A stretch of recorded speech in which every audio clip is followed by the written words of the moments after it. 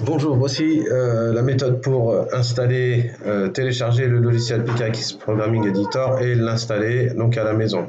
Lorsque vous êtes sur Classroom dans Projet Robotique 4e, vous avez dans la séance 7 le logiciel base805.exe qui correspond au Pickaxe Programming Editor. Lorsque vous cliquez dessus, on vous propose de le télécharger, donc évidemment, il faut le télécharger. Donc le logiciel, voilà, se met en téléchargement ici.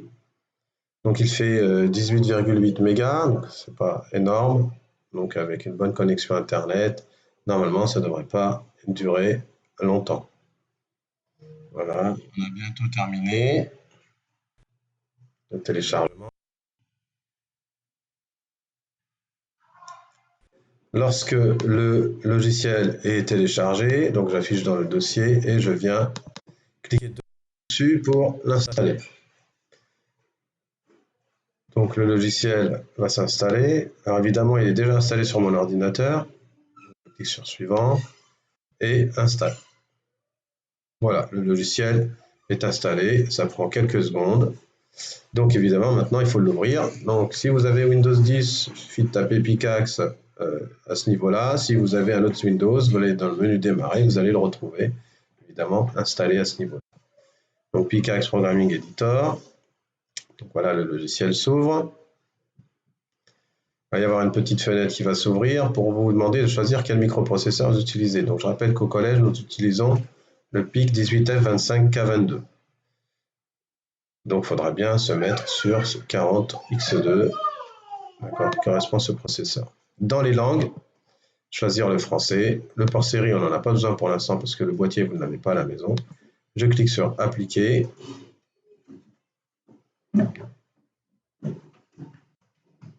Et OK.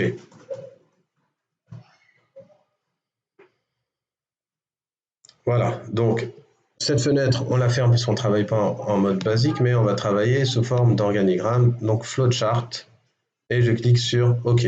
Donc on arrive sur le logiciel. Donc, voilà.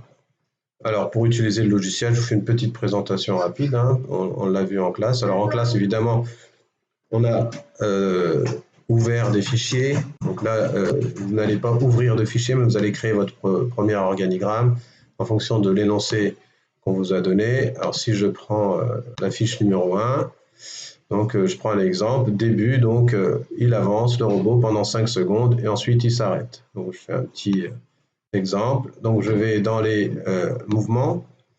Donc je vais lui demander d'avancer, donc évidemment le logiciel est en anglais dans les instructions, donc forward, delay qui correspond à la durée, pendant, je prends l'exemple, 4 secondes. Alors je clique sur pause et je change la valeur ici, donc c'est en millisecondes. D'accord, donc 4000 millisecondes qui correspond à 4 secondes. Vous avez le choix entre wait en secondes et pause en millisecondes. Et je vais lui demander de s'arrêter, stop, ici. Voilà. Et mon programme est terminé. Alors si j'ai besoin de supprimer un élément, je le sélectionne et j'appuie sur la touche supprime de mon clavier et je clique sur supprimer. Si je veux que ce soit répétitif, donc une boucle répétée indéfiniment, je clique sur ce fil-là, je reclique ici et je reclique là et je lâche. Donc là, le robot va continuer d'avancer pendant 4 secondes, mais de manière répétitive à chaque fois. J'enregistre mon travail si je le souhaite. Alors si vous voulez récupérer cet organigramme et le coller dans votre document pour me l'envoyer, vous avez un outil capture qui est intégré à tous les Windows. Donc outil capture d'écran. D'accord, je clique sur nouveau et là je vais venir sélectionner l'organigramme. Je fais un copier, d'accord.